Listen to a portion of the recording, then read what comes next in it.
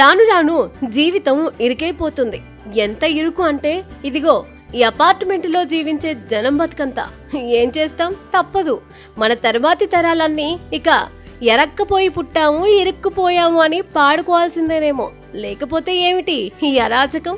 ప్రపంచ నగరాలలో అన్ని చోట్ల ఇదే పరిస్థితి ఏర్పడుతోంది. ఇక్కడి ఒక్కో అపార్ట్మెంట్ ఒక్కో గ్రామం అనాలి.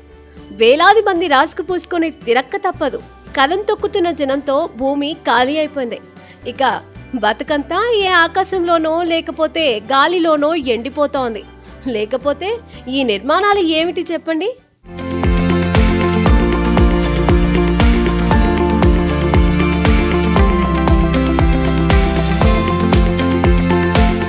అసలు విషయానికి వస్తే ఒక రకంగా ఇవన్నీ artistic పీస్లు.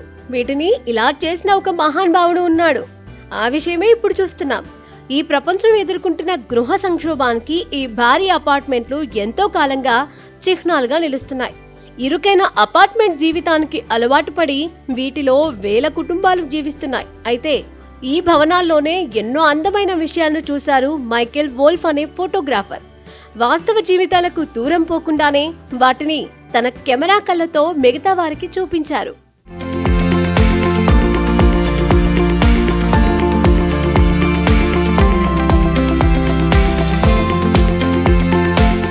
Architecture of density project పేరుతో హాంకాంగ్ జనావాస భవనాలను ఓల్ఫ్ ఫోటోలు తీశారు. వీటికి ఎంతో పేరు లభించింది.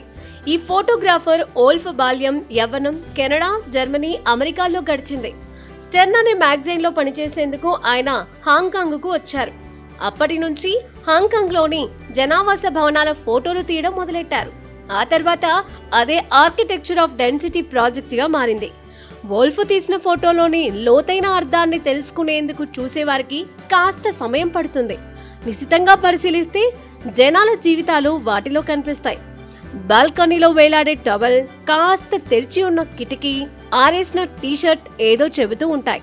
జీవితాన్ని ఫోటోతో కట్టిపడేయడం ఆయనకిష్టం. ఫోటోలో ఆకాశం ఉంటే భవనాలు ఎంత పెద్దవో మనకు తెలిసిపోతుంది.